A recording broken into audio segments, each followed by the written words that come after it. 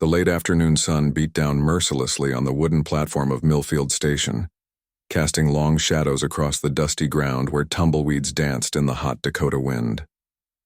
The small frontier town buzzed with the unusual excitement that came whenever the eastbound train arrived, bringing news, supplies, and occasionally, surprises from the civilized world beyond the endless prairie. Today's surprise sat alone on a worn wooden bench, clutching a small carpet bag that had seen far better days. The girl couldn't have been more than 12 years old, with enormous brown eyes that seemed too large for her thin face and dark hair that hung in tangles despite obvious attempts to keep it neat. Her dress, once a cheerful blue calico, was now faded and patched in several places, with sleeves that had been let down so many times the original hemlines were still visible.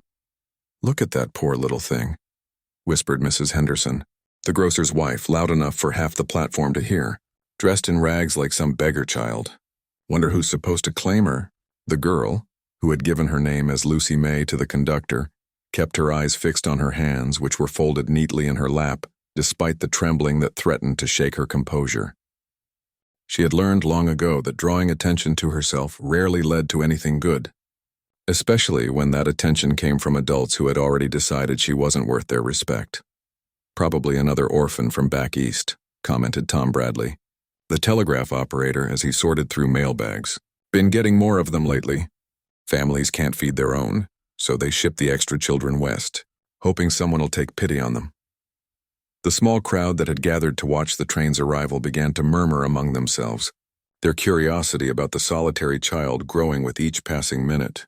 Lucy May tried to make herself smaller on the bench, wishing desperately that whoever was supposed to meet her would arrive soon and end this humiliating spectacle. "She's got the look of trouble about her," declared Mrs. Abernathy, the blacksmith's wife, her voice carrying the authority of someone who considered herself an expert on children's character. "Mark my words, whoever takes her in will regret it. These orphan children come with bad blood half the time." A few of the younger children in the crowd began to giggle and point, emboldened by their mother's cruel commentary. One boy, perhaps 8 years old, picked up a small stone and made as if to throw it at Lucy May's feet, but stopped when his mother pulled him back. "Don't touch her, Henry," his mother warned. No telling what diseases these vagrant children carry. Lucy May's cheeks burned with shame, but she kept her head high and her hands steady. The letter in her pocket, the one that had promised her a new home and a fresh start in Dakota territory, suddenly felt like a cruel joke. Maybe Mrs. Abernathy was right. Maybe she did carry bad blood. Maybe that's why her previous placements had never worked out, why she'd been passed from family to family like an unwanted burden. The train whistle sounded its final departure call, and steam hissed from the engine as it prepared to continue its westward journey. Soon, Lucy May would be alone on this platform with these hostile strangers, waiting for someone who might not even come. But as the locomotive began to chug away from the station, Lucy May caught sight of something that made her heart flutter with hope. An elegant black carriage making its way down the dusty main street toward the station, drawn by 2 beautiful horses that gleamed like polished mahogany in the afternoon sun. As the magnificent carriage approached the station, the murmuring crowd fell into an expectant hush. Even in a frontier town like Millfield, everyone recognized quality when they saw it. The carriage was clearly expensive, its lacquered black paint gleaming despite the dust of the prairie roads, its brass fittings polished to perfection, and its leather seats visible through windows that were actual glass rather than the oiled cloth that most local vehicles used. "That's Harrison Whitmore's carriage," whispered Mrs. Henderson, her voice filled with the kind of awe reserved for the truly wealthy and powerful. "What's he doing here at train time?" Lucy May had never heard the name Harrison Whitmore, but the reaction of the crowd told her everything she needed to know about his importance. The laughter and cruel comments about her appearance suddenly died away, as the adults around her straightened their clothes and checked their hair, transforming from a mob of gossips into a gathering of people desperately hoping to make a good impression. The carriage rolled to a stop near the platform with barely a sound, its well-oiled wheels and perfectly balanced construction a stark contrast to the creaking, rattling wagons that usually served Millfield's transportation needs. The driver, a man in a crisp uniform, climbed down and opened the passenger door with a flourish that spoke of years of practiced service. From the carriage stepped a man who commanded attention without saying a word. Harrison Whitmore was perhaps 50 years old, with silver-touched brown hair and keen blue eyes that seemed to take in everything at once. His suit was impeccably tailored, his boots polished to a mirror shine, and his bearing suggested someone accustomed to being the most important person in any room he entered. But what struck Lucy May most was his expression as his gaze swept across the platform. Unlike the cruel amusement she'd seen in the faces of the townspeople, his eyes held something else, a searching quality, as if he were looking for something specific and important. "Mr. Whitmore," Tom Bradley called out, stepping forward with the eager deference of a man hoping to curry favor with his betters. "What an honor to have you here at the station. Is there anything we can help you with?" Harrison Whitmore acknowledged the greeting with a polite nod, but his attention continued to scan the crowd until it came to rest on Lucy May. She felt her breath catch as those penetrating blue eyes studied her, taking in her patched dress, her worn shoes, and her carefully maintained dignity despite her obvious poverty. "Is that the child who arrived on the eastbound train?" he asked, his voice carrying the cultured accent of education and refinement. "Yes, sir," Bradley replied eagerly. "Little orphan girl by the looks of her. Been sitting there since the train arrived, waiting for someone to claim her." The word claim made Lucy May flinch, as if she were a piece of lost luggage rather than a human being. But something in Harrison Whitmore's expression softened at her reaction, and she saw a flicker of what might have been sympathy cross his features. Mrs. Henderson, emboldened by the presence of the town's most influential citizen, stepped forward with her most ingratiating smile. "Mr. Whitmore, if you're looking for domestic help, I should warn you that these orphan children can be quite troublesome. Perhaps I could recommend one of our local girls instead, someone with good breeding and proper training." The suggestion hung in the air like smoke from a dying fire, and Lucy May felt her heart sink. Of course, a man of obvious wealth and importance wouldn't want anything to do with a ragged orphan. Why had she allowed herself to hope even for a moment? But Harrison Whitmore's response surprised everyone present, including Lucy May herself. "Thank you for your concern, Mrs. Henderson," he said politely but firmly. "But I believe I'm quite capable of making my own decisions about such matters." Without another word, he began walking directly toward Lucy May, his polished boots clicking against the wooden planks of the platform, with a rhythm that sounded like destiny approaching. Lucy May's hands trembled as Harrison Whitmore approached, her mind racing with possibilities both wonderful and terrifying. In her 12 years of life, she had learned that when powerful adults took notice of orphan children, it rarely ended well for the children. But something in this man's bearing suggested a different kind of attention, purposeful rather than predatory, gentle rather than calculating. The crowd of townspeople watched in fascination as Millfield's most prominent citizen came to a stop directly in front of the orphan girl's bench. Lucy May forced herself to look up, meeting his blue gaze with what little courage she could muster. "You must be Lucy May," Harrison said, his voice warm despite its formality. "I've been expecting you." The simple statement sent a shockwave through the watching crowd. Expecting her? This ragged little orphan had been expected by Harrison Whitmore, the man who owned the largest bank in 3 counties, and whose word could make or break any business in the territory. "Yes, sir," Lucy May managed to whisper, her voice barely audible above the prairie wind. I have a letter." With shaking fingers, she withdrew the carefully folded paper from her pocket, the letter that had promised her a new home and a fresh start. Harrison Whitmore took it gently, unfolded it, and glanced at its contents with the air of a man confirming something he already knew. Mrs. Abernathy, unable to contain her curiosity any longer, pushed forward with the boldness of someone who felt entitled to know everyone's business. "Mr. Whitmore, surely you're not thinking of taking in this vagrant child? The risks alone." Harrison's gaze shifted to the blacksmith's wife with a coolness that made her take an involuntary step backward. "Mrs. Abernathy, I wasn't aware that my private affairs had become a matter of public concern." The rebuke was gentle in tone, but devastating in effect. Mrs. Abernathy's face flushed red as she realized she had overstepped, but the damage to her pride only made her more determined to have the last word. "I'm only thinking of your reputation, sir. Taking in strays reflects poorly on a man of your standing."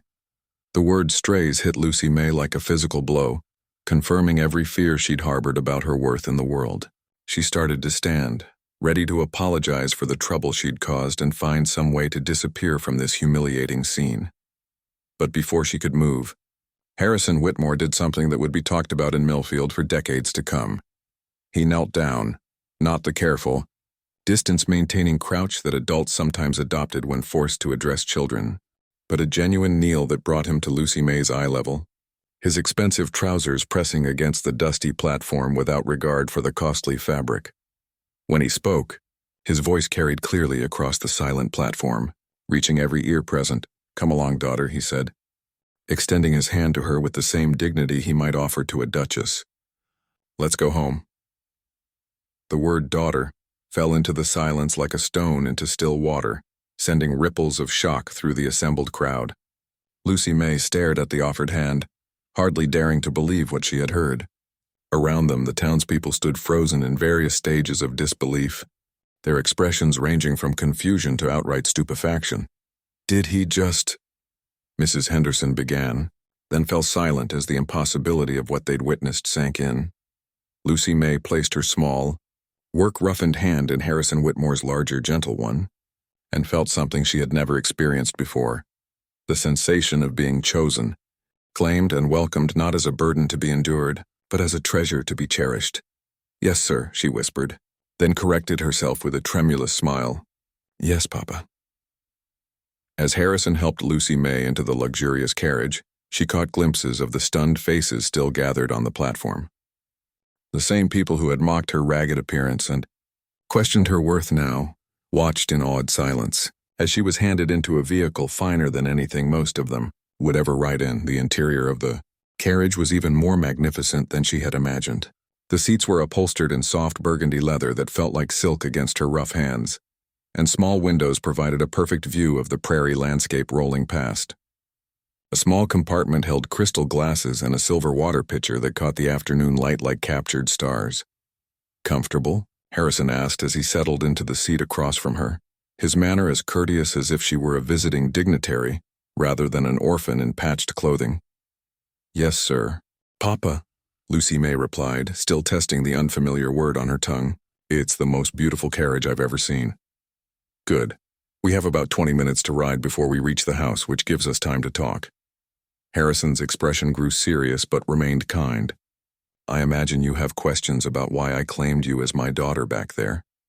Lucy May nodded, her curiosity warring with a lifetime of learned caution about questioning adults. "The letter said I was to be placed with a family for domestic work.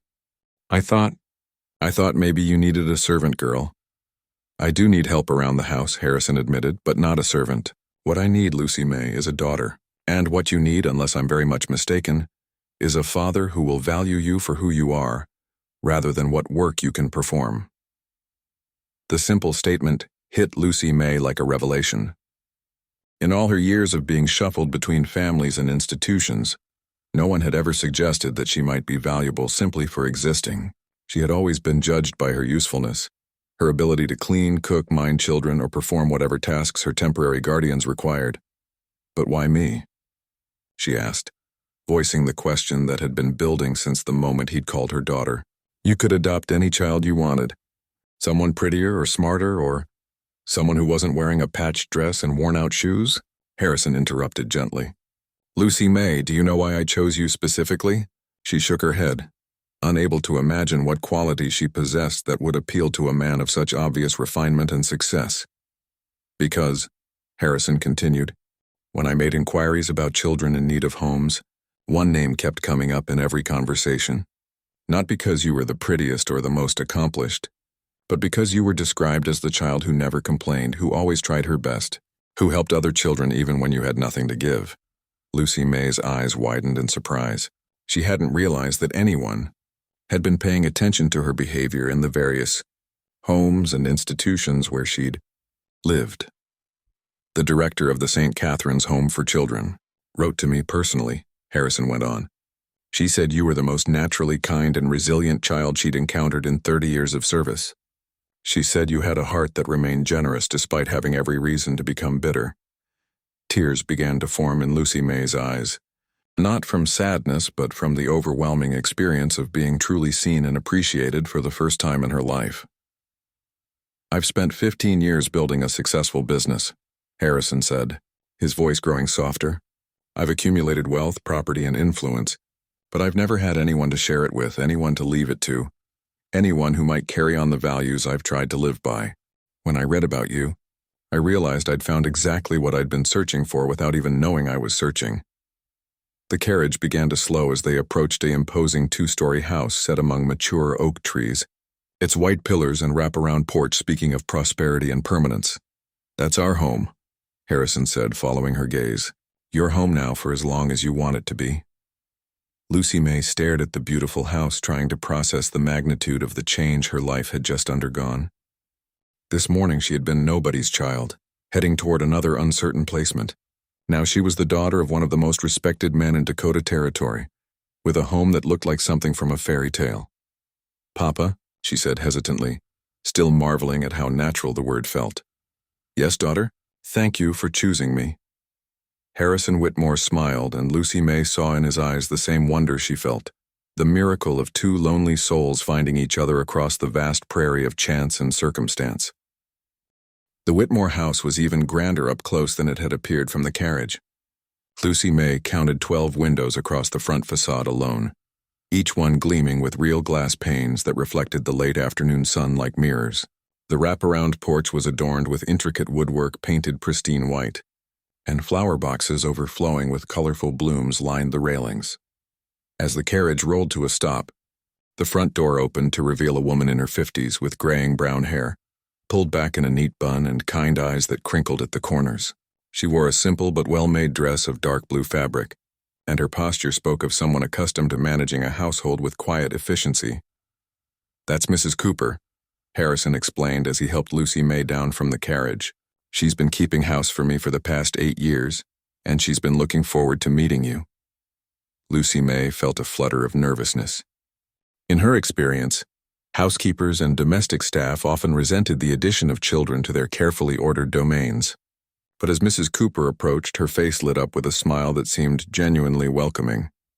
So this is our Lucy May, Mrs. Cooper said warmly, her voice carrying a slight Irish accent that made her words sound like music. My dear child, you're even prettier than I imagined from Mr. Whitmore's description. Lucy May looked down at her patched dress and worn shoes, wondering how anyone could call her pretty in such a state. But Mrs. Cooper continued speaking as if she truly meant every word. Come inside, sweetheart. I've prepared the blue bedroom for you. It has the loveliest view of the garden, and I think you'll find it quite comfortable. The interior of the house took Lucy May's breath away. The entrance hall featured a curved staircase with a polished mahogany banister and electric light fixtures that she had only heard about but never seen. Rich carpets covered gleaming hardwood floors, and oil paintings in gilded frames adorned the walls. The house has electricity and indoor plumbing, Harrison explained, noticing her wide-eyed amazement. Modern conveniences that make life considerably more comfortable than what you might be accustomed to. As they climbed the stairs, Lucy May ran her hand along the smooth banister, marveling at the craftsmanship. Everything in this house spoke of permanence and care, from the quality of the materials to the attention paid to the smallest details. Here we are, Mrs. Cooper announced, opening a door at the end of the upstairs hallway. Your room, Miss Lucy May. The bedroom was larger than any space Lucy May had ever called her own. A 4-poster bed with a white lace canopy dominated one wall, while a matching dresser and wardrobe stood ready to hold more clothes than she could imagine owning. Sheer curtains framed windows that offered a view of the garden Mrs. Cooper had mentioned, where roses climbed trellises and a small pond reflected the sky. But what truly overwhelmed Lucy May was the evidence that this room had been prepared specifically for her. Fresh flowers sat on the dresser, books appropriate for a young girl were arranged on a small shelf, and a beautiful quilt in shades of blue and white covered the bed. Mrs. Cooper has been preparing this room for weeks, Harrison said softly, ever since we decided to invite you to join our family. Weeks? Lucy May whispered, sinking down onto a comfortable chair by the window. You've been planning this for weeks? Oh, much longer than that, dear, Mrs. Cooper chimed in. Mr. Whitmore has been talking about finding a daughter for the better part of a year. When he heard about you, he knew immediately that you were the one. Lucy May looked between these two adults who had welcomed her so warmly, trying to reconcile their kindness with everything she had learned to expect from the world. No one had ever planned for her arrival before, or prepared a space just for her, or spoken of her as if she were a gift rather than a burden. "I don't have anything nice to wear," she said suddenly, the reality of her situation hitting her. "All my clothes are—" She gestured helplessly at her patched dress. "That's easily remedied," Harrison replied with a smile. "Tomorrow we'll visit Mrs. Patterson's dress shop and outfit you properly. But for tonight, Mrs. Cooper has prepared something suitable for dinner." Mrs. Cooper opened the wardrobe to reveal a simple but beautiful dress in soft green fabric, along with undergarments, stockings, and a pair of black shoes that looked to be exactly the right size. "How did you know my size?" Lucy May asked in amazement. "The director at St. Catherine's was very helpful with such details," Harrison replied. "She wanted to ensure your transition would be as smooth as possible." As Lucy May held up the green dress, feeling the quality of the fabric between her fingers, she realized that these people had thought of everything. They had planned not just for her arrival, but for her comfort, her dignity, and her happiness. For the first time in her 12 years of life, Lucy May felt truly wanted. After a warm bath in the house's modern bathroom, complete with running water and a porcelain tub that seemed like the height of luxury, Lucy May dressed carefully in the green dress Mrs. Cooper had provided. The fabric felt wonderful against her skin, and when she looked at herself in the full-length mirror, she barely recognized the reflection staring back at her. "You look beautiful, dear," Mrs. Cooper said from the doorway, where she had appeared to check on Lucy May's progress. "That color brings out your eyes perfectly." Lucy May turned from the mirror, smoothing down the skirt of her new dress. "Mrs. Cooper, may I ask you something?" "Of course, sweetheart. What's on your mind?" "Why is Mr. Whitmore being so kind to me? I mean, I know what he said in the carriage, but it seems too good to be true. In my experience, when adults are very nice at first, it's usually because they want something." Mrs. Cooper's expression grew thoughtful as she considered the question. "You've had a hard life, haven't you, child?" "People have disappointed you before," Lucy May nodded, not trusting herself to speak without her voice breaking.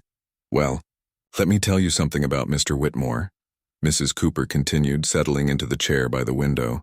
"I've worked for him for 8 years, and in all that time I've never seen him act out of anything but genuine kindness.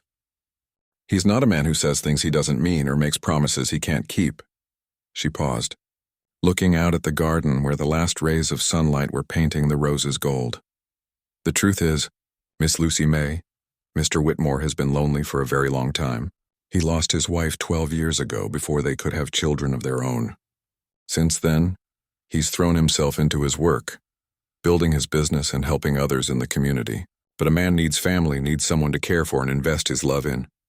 So I'm filling a need for him," Lucy May asked, uncertain whether this made her feel better or worse about her situation. "Oh, my dear," Mrs. Cooper laughed gently. "You're not filling a need like a piece of furniture fills an empty room. You're answering a prayer that man has been whispering for years. There's a difference, and it's an important one." A soft knock at the door interrupted their conversation. "Lucy May?" Harrison's voice called from the hallway. "Are you ready for dinner?" "Yes, Papa," she called back, the words still feeling new and wonderful on her tongue. The dining room was as elegant as the rest of the house, with a long mahogany table set for 3 with china plates, crystal glasses, and silver utensils that caught the light from the electric chandelier overhead. Harrison had changed into evening clothes, and he smiled warmly when he saw Lucy May in her new dress. "You look lovely," he said, pulling out a chair for her with the same courtesy he might show a visiting dignitary. "I hope you're hungry. Mrs. Cooper has prepared a welcome feast in your honor." The meal that followed was unlike anything Lucy May had ever experienced, not just because of the abundance of food: roast chicken, fresh vegetables from the garden, warm bread with real butter, and apple pie for dessert, but because of the conversation that accompanied it. Harrison asked about her interests, her favorite subjects to study, her dreams for the future. When she mentioned that she enjoyed reading, his face lit up with enthusiasm. "Excellent. I have an extensive library downstairs, and you're welcome to borrow any books that interest you. Education is one of the most important gifts we can give ourselves." "I'm not very good at arithmetic," Lucy May admitted hesitantly, expecting the familiar disappointment that usually greeted such confessions. "Then we'll arrange for additional tutoring," Harrison replied without hesitation. Every child learns at their own pace, and there's no shame in needing extra help with challenging subjects. As the evening progressed, Lucy May began to relax, finding herself laughing at Harrison's gentle humor and sharing stories from her life that she had never felt safe telling before. For the first time, her past seemed like something to learn from rather than something to be ashamed of. "Tomorrow," Harrison said as Mrs. Cooper served the apple pie, "we'll begin the process of making your adoption official. I want there to be no question about your place in this family." "Official adoption?" Lucy May repeated, her fork freezing halfway to her mouth. "Of course. You're my daughter now in every way that matters. The legal paperwork is just a formality to ensure that no one can ever question your right to be here." Lucy May set down her fork, overwhelmed by the magnitude of what he was offering. Legal adoption meant permanent security, a name and an identity that couldn't be taken away. "Papa," she said softly, "I think this might be the happiest day of my life." Harrison reached across the table and took her hand, his blue eyes warm with affection. "My dear daughter, I have a feeling it's just the beginning."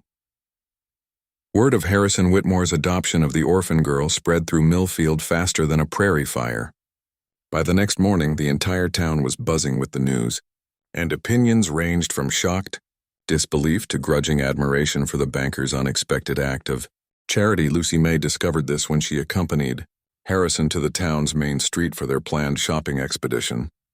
As they walked toward Mrs. Patterson's dress shop, she couldn't help but notice how differently people reacted to her presence, now that she was clearly under Harrison's protection.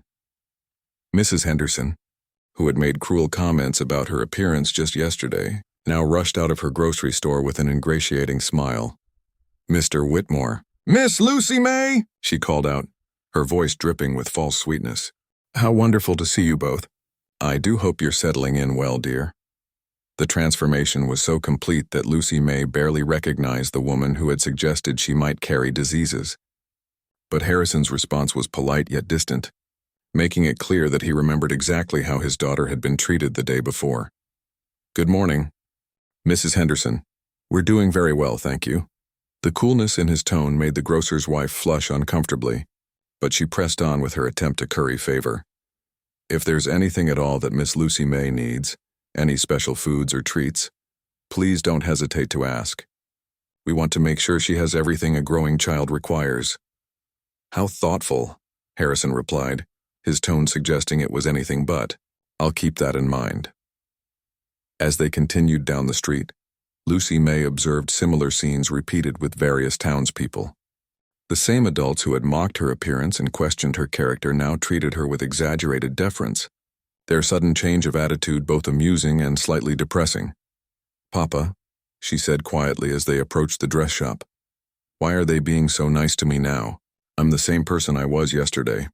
Harrison paused before the shop's entrance, considering his answer carefully. "Because unfortunately many people judge others based on their associations rather than their character. Yesterday you were an unprotected orphan, so they felt free to be cruel. Today you're my daughter, so they're afraid to offend me by treating you poorly. That doesn't seem very fair," Lucy May observed. "It's not fair at all," Harrison agreed, "but it does teach us something valuable about human nature. The people who show kindness only when it benefits them aren't the ones worth befriending. The ones to watch for are those who treat everyone with respect, regardless of their status or circumstances." Their conversation was interrupted by the arrival of Mrs. Patterson herself, a plump, kindly woman in her 60s who had been running the town's only dress shop for over 20 years. "Mr. Whitmore," she exclaimed warmly, her greeting notably more genuine than those they'd received from others. "And this must be your daughter, Lucy May. My dear child, what a pleasure to meet you." What struck Lucy May immediately was that Mrs. Patterson's kindness felt real rather than calculated. Her smile reached her eyes, and her manner was the same warm courtesy she probably showed to all her customers. "I understand we need to outfit Miss Lucy May with a proper wardrobe," Mrs. Patterson continued. "Well, you've certainly come to the right place. I have some lovely fabrics that will complement her coloring beautifully." The next 2 hours passed in a whirlwind of measurements, fabric selections, and discussions of styles appropriate for a young lady of Lucy May's age and station. Mrs. Patterson proved to have excellent taste and a genuine interest in creating clothes that would both flatter Lucy May and reflect her new position in the community. "These will take about a week to complete," Mrs. Patterson explained as she tallied up the final order. 3 everyday dresses, 2 Sunday dresses, a winter coat, and various accessories. I'll have my seamstresses work on them immediately. As Harrison settled the account, Lucy May noticed that he didn't even blink at what seemed to her an enormous expense. But more importantly, she observed how Mrs. Patterson treated both of them, with genuine warmth and respect that had nothing to do with Harrison's wealth or influence. Mrs. Patterson seems very nice, Lucy May commented as they left the shop. She is, Harrison agreed. Elizabeth Patterson is one of the finest people in this town. She judges people by their character, not their circumstances, and she's always been kind to everyone who enters her shop. Even to poor orphans in patched dresses? Lucy May asked. Especially to poor orphans in patched dresses, Harrison replied with a smile. That's how you know someone's true character, by how they treat people who can't do anything for them in return. As they walked home, Lucy May reflected on the morning's lessons about human nature, kindness, and the difference between real friendship and calculated courtesy. She was learning that her new position came with both privileges and responsibilities, and that part of growing up meant learning to distinguish between genuine and artificial affection. But most importantly, she was learning that she now had a father who would teach her these lessons with patience and wisdom, helping her navigate a world that could be both wonderful and complicated. 6 months later, Lucy May stood before the mirror in her beautiful bedroom, adjusting the sash on her newest dress, a lovely creation in deep blue that Mrs. Patterson had finished just in time for the town's autumn harvest festival. The girl who looked back at her bore little resemblance to the frightened orphan who had arrived at Millfield Station wearing patched clothing and carrying all her possessions in a worn carpet bag. But the changes ran far deeper than her wardrobe or surroundings. Lucy May had grown in confidence, knowledge, and happiness under Harrison's loving guidance. She attended the local school, where her intelligence and gentle nature had won her genuine friends. She helped Mrs. Cooper with household management, learning skills that would serve her well throughout her life. And most importantly, she had learned what it meant to be truly loved and valued for who she was. Lucy May, Mrs. Cooper called from downstairs. Your father is ready to leave for the festival. Coming, Lucy May replied, taking one last look in the mirror before hurrying downstairs. Harrison waited in the front hall, dressed in his finest suit and wearing the expression of proud contentment that had become his characteristic look whenever his daughter appeared. In the months since her adoption, he had discovered that having someone to love and nurture had filled a void in his life that he hadn't even fully realized existed. You look beautiful, daughter, he said, offering her his arm with the same gallant courtesy he had shown from their very first meeting. The Harvest Festival was Millfield's biggest social event of the year, drawing families from farms and ranches throughout the territory. The main street had been decorated with garlands of autumn leaves, and booths selling everything from apple cider to handmade quilts lined the walkways. As they strolled through the festivities, Lucy May marveled at how completely her life had changed. Children who had once ignored her now waved and called out greetings. Adults who had dismissed her as worthless now treated her with the respect due to Harrison Whitmore's daughter. But more importantly, she had learned to distinguish between those who valued her for herself and those who were simply being polite. Papa, she said, as they paused to watch a group of musicians performing on a makeshift stage. I've been thinking about something Mrs. Patterson said last week. What was that? She said that sometimes the best things in life come disguised as troubles, and that we don't always recognize our blessings when they first arrive.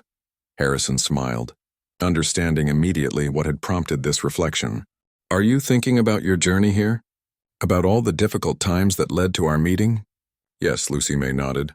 If I hadn't been an orphan, if I hadn't been sent west, if those people at the station hadn't been so cruel, I might never have found you, or you might never have found me. That's a very wise observation, Harrison replied.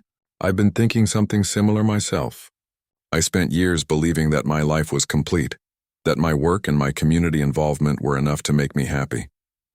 It took meeting you to realize what I had been missing.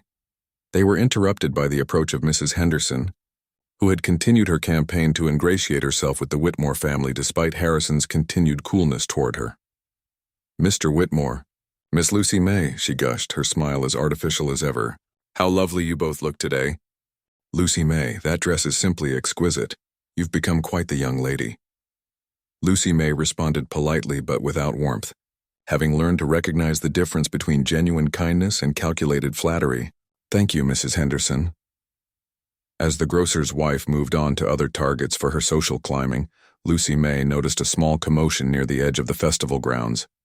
A family had arrived in a battered wagon, clearly poor farmers who had made the long journey to town despite their obvious financial struggles.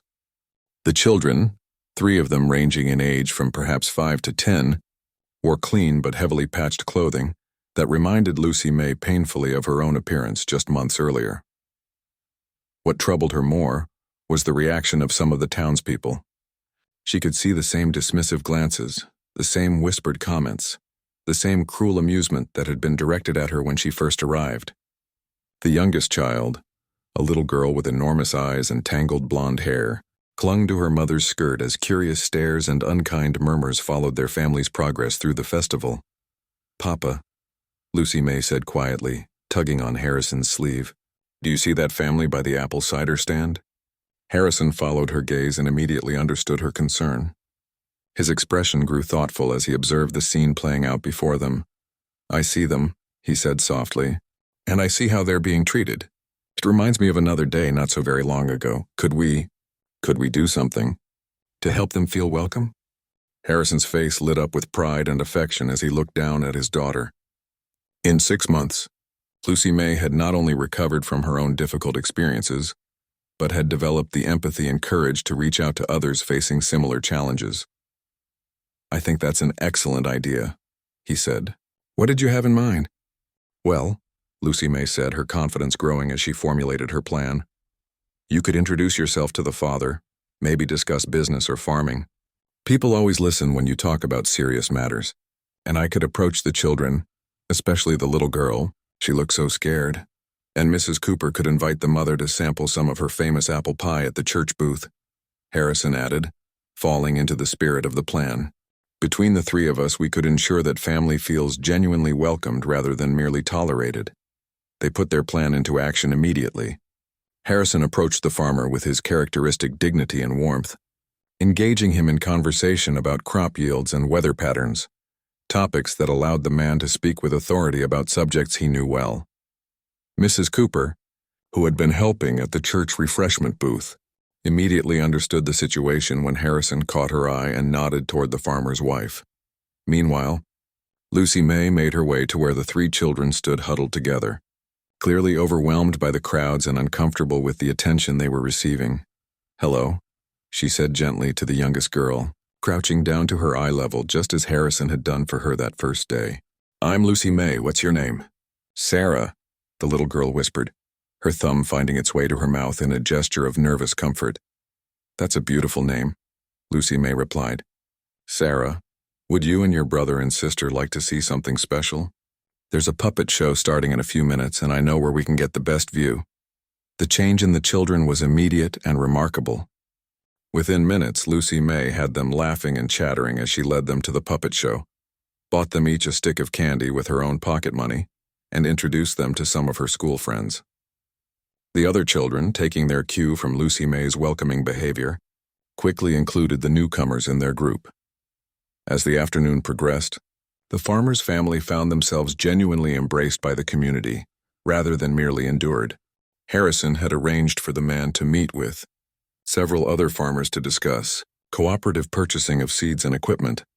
Mrs. Cooper had not only fed the family but had organized several other church ladies to ensure they went home with baskets of food and warm clothing for the coming winter.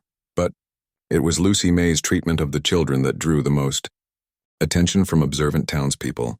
Here was Harrison Whitmore's adopted daughter, a girl who could have used her newfound status to look down on others, instead using her position to lift up children who reminded everyone of her own humble beginnings. "That girl has a heart of gold," Mrs. Patterson commented to her husband as they watched Lucy May helping little Sarah win a prize at the ring toss game. "Harrison Whitmore chose well when he adopted her. Or maybe," her husband replied thoughtfully, "she chose well when she accepted his offer of family. Sometimes these things work both ways." As the festival wound down and families began heading home, The farmer approached Harrison with tears in his eyes. "Mr. Whitmore," he said, his voice thick with emotion, "I don't rightly know how to thank you and your family for today. We almost didn't come thinking we wouldn't be welcome. But your daughter, she made my children feel like they belonged. That's a gift we won't soon forget." Harrison placed a gentle hand on the man's shoulder. "My daughter understands what it feels like to be judged by appearances rather than character. I think helping your family feel welcome was as important to her as it was to you." As they walked home through the gathering dusk, Lucy May reflected on the day's events. "Papa, do you think we made a difference today?" "I think you made all the difference in the world," Harrison replied. "Not just for that family, but for everyone who witnessed your kindness. You showed this town what it looks like to remember where you came from and use your blessings to bless others. Is that what being part of a family means? Looking out for each other and for people who need help?" "That's exactly what it means," Harrison confirmed. "And today, daughter, you proved that you understand that lesson better than many adults.